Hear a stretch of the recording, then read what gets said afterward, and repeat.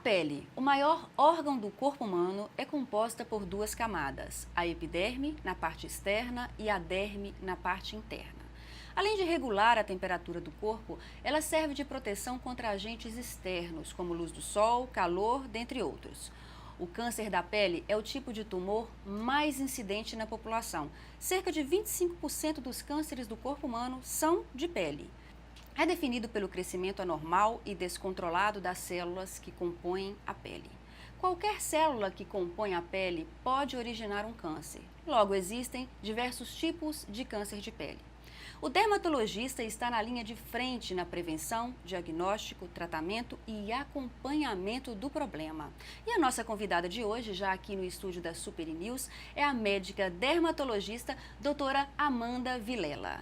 Doutora Amanda, é um prazer recebê-la aqui. Desde já, muito obrigada. Obrigada, Kenny, eu que agradeço. Vamos esclarecer um pouco dessas questões que afligem tantas pessoas, não é isso? Uma questão muito importante, né, para a gente estar abordando, porque o câncer de pele tem cada vez mais aumentado e está sendo muito prevalente na população como um todo. Imagino que em Valadares até mais, né, porque o clima aqui ajuda. O clima coopera muito, né, e a gente sabe que a radiação ultravioleta é a principal causa do aparecimento do câncer de pele. Não, verdade. Assim, dos cânceres de pele, doutora Amanda, quais são os mais comuns? Porque existem vários tipos, né? Isso. Podemos dividir basicamente em 3 cânceres de pele, né? Existem os não melanoma, que são o carcinoma vasocelular e o carcinoma espinocelular, e o câncer de pele melanoma, que é o melanoma que é o menos incidente, o menos prevalente. Cerca de 4% da população pode ser acometida pelo melanoma. Aqui em Valadares, eu creio que no seu consultório você deve ter vários casos. Quais são os mais comuns? Então, na realidade, o carcinoma basocelular, porque normalmente o paciente chega com aquela feridinha, uma pápula rosinha, que pode ter vasos, né, presença de telangiectasia e aquela feridinha que nunca cicatriza. O paciente acha que é um machucadinho, que é uma espinha e normalmente procura o dermatologista para estar olhando e examinando. E aí, né, eu posso fazer o diagnóstico através do exame clínico e, se precisar, eu posso complementar com uma biópsia. Né? E o exame histopatológico é retirar um pedacinho dessa lesão para poder estar fazendo a avaliação histopatológica e estar confirmando o caso. Mas os pacientes, existem alguns que procuram logo no início, né? Existem algumas pessoas que deixam e acham que não é nada e vai demorando. E o câncer de pele, esse basocelular, é um câncer de pele que tem um índice alto de cura, porque você consegue fazer um diagnóstico precoce, né? Ele não dá metástase, então ele vai invadir o tecido ali no local, o tecido, né? Ele pode invadir até o osso, por exemplo, mas ele não dá metástase para outros órgãos, então... Pode chegar até o osso, porque começa ali na camadinha de cima, ali, né? Aí vai crescendo, aí a pessoa acha que não é nada, vai esperando. Aí tem paciente que chega com uma lesão depois de 4, 5 anos e às vezes a lesão cresceu muito só no local e tem que ser retirado um grande pedaço da pele, né? Então, quanto antes, melhor. As pessoas precisam se conhecer, né? Uma lesão que não cicatriza, que sempre sangra, essa é a dica. Uma lesão que está ali quietinha, parece uma espinha, mas nunca melhora, não existia. Então, tem que procurar um dermatologista para fazer a melhor avaliação possível. Às vezes, o surgimento de pintas também deve ser muito comum, né? Porque Muito confunde-se uma comuns. pinta, às vezes, com uma lesão. Muito comum. É importante a gente abordar aqui o seguinte, o fototipo, né? Existem fototipos, a gente divide a cor da pele, né? Que é a melanina, que dá o tom da pele. Então, existem fototipos 1, 2, 3, 4 e 5.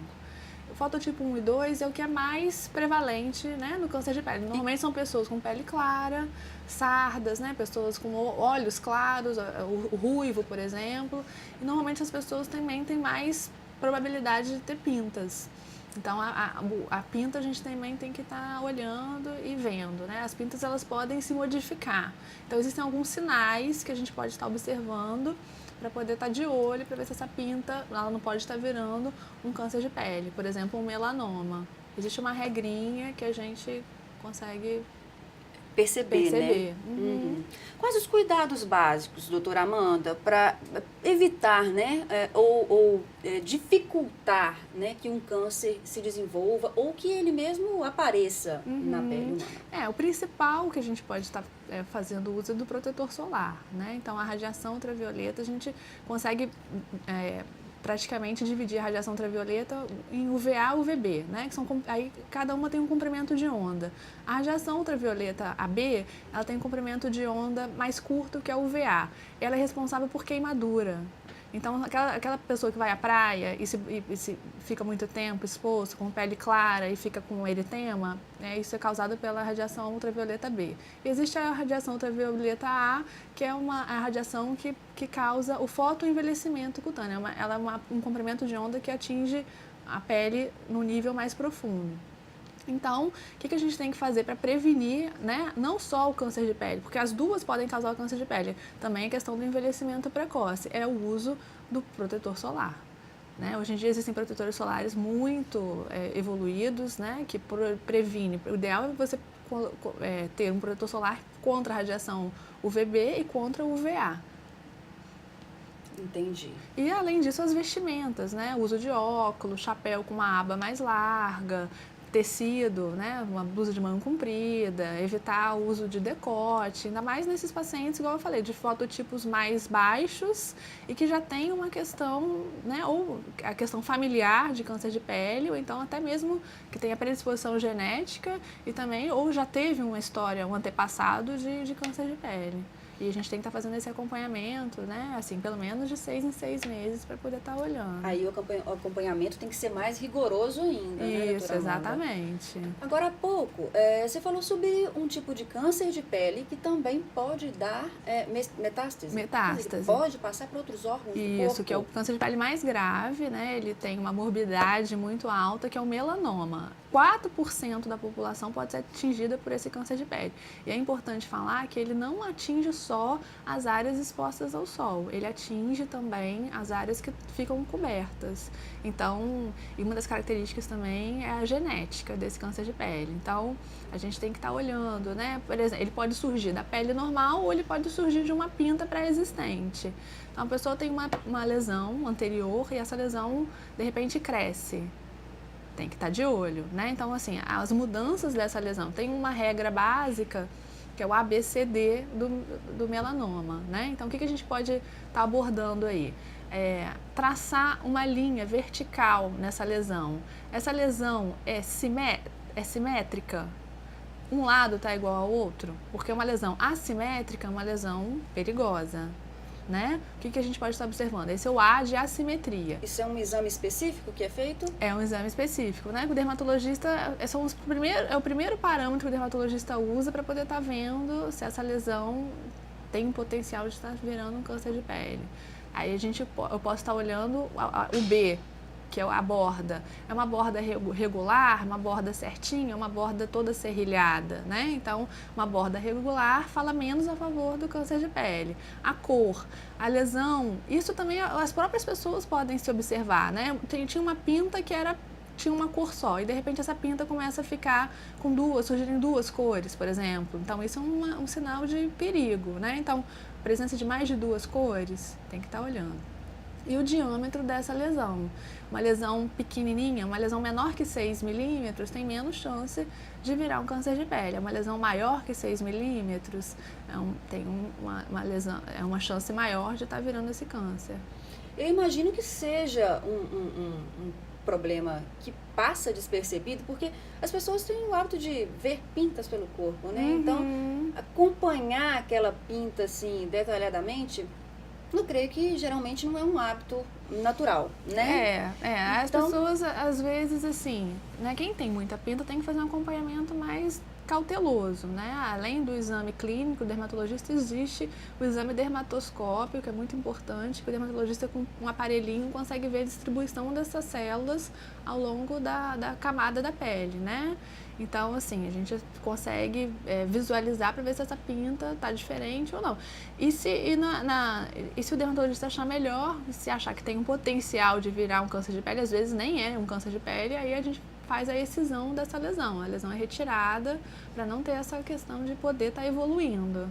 Então, as pessoas com muita pinta também são, né, mesmo com um fototipo mais alto e tem muita pinta, tem que estar sempre de olho, sempre procurando um dermatologista para estar olhando, fazendo um mapeamento dessas pintas. É essa questão que eu ia abordar, de justamente isso, buscar, né, o acompanhamento correto, buscar um dermatologista, ter uma atenção maior, porque é um tipo de problema, doutora Amanda, que pode se tornar enorme. E pode ser muito simples no início, mas pode se tornar muito grande posteriormente, né? Porque descobrindo no início, né, a chance de cura é altíssima.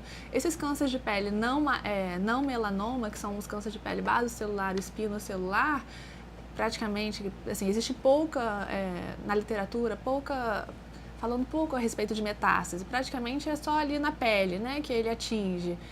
Você faz a excisão dessa lesão e pronto, você está livre disso, né? Lógico que tem que fazer acompanhamento porque podem surgir outros cânceres de pele, porque a radiação ultravioleta tem ação cumulativa. Então, aquelas pessoas às vezes tomaram sol a vida inteira tomando sol e nunca usou protetor solar. Então, aquela lesão, não que vai surgir a mesma lesão daqui a alguns anos, mas podem surgir outras lesões. Então, a chance de cura é muito alta, até mesmo no melanoma, que é o câncer de pele maligno, né, o pior, que pode dar metástase, descobrindo no início, tem quase 90% ou mais de chance de cura. Então, o diagnóstico precoce é fundamental. Doutora Amanda, você tocou num assunto interessante agora, câncer maligno. Existe um terror em relação a isso, câncer maligno, câncer benigno, não é isso?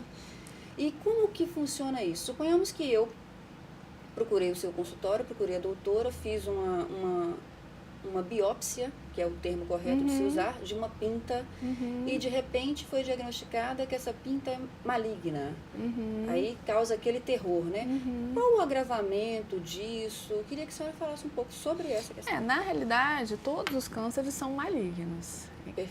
Entendeu? Então, assim, o carcinoma, por exemplo, né? O carcinoma basocelular e o espinocelular são cânceres de pele maligno, mas são os mais benignos, assim, em termos de morbidade, vamos colocar assim, porque o tratamento, ele, como eu falei, ele não dá metástase, ele age só no local da pele.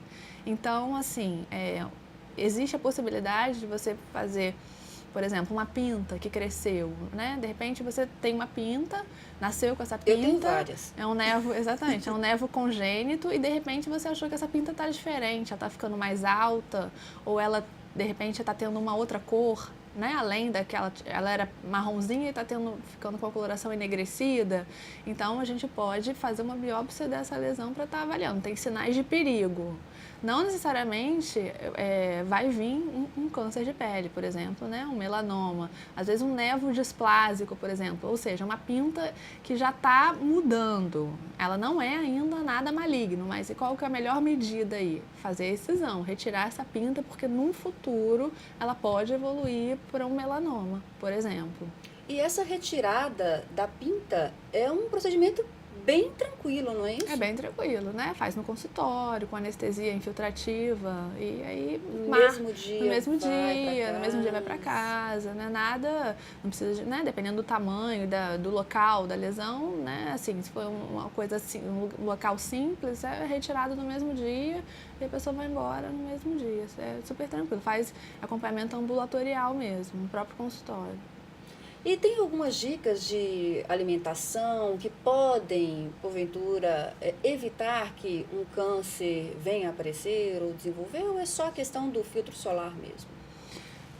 Assim, na realidade a alimentação, ela é fundamental, uma alimentação saudável para o organismo como um todo, né? Então existem alguns nutrientes e tal que são específicos.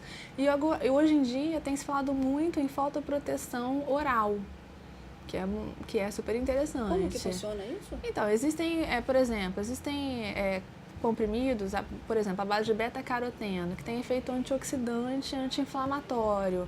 Então, isso diminui a possibilidade dessa radiação ultravioleta causar danos na célula. Então, assim, isso não substitui o fotoprotetor solar tópico, mas é um aliado. Um aliado, justamente. A pessoa que às vezes tem uma predisposição, porque existem pacientes que vão no consultório e quase todo ano tem câncer de pele. Então, assim, né, para uma população mais direcionada, condicionada, a gente consegue, né, tá introduzindo essas medicações orais que diminuem um pouco esse efeito, né, inflamatório, oxidativo das células, e isso ajuda na questão da prevenção, de não estar ocasionando tanto câncer de pele. São cápsulas que compõem substâncias que combatem, né, e trabalham junto com os protetores solares. Isso, exatamente. Muito bom.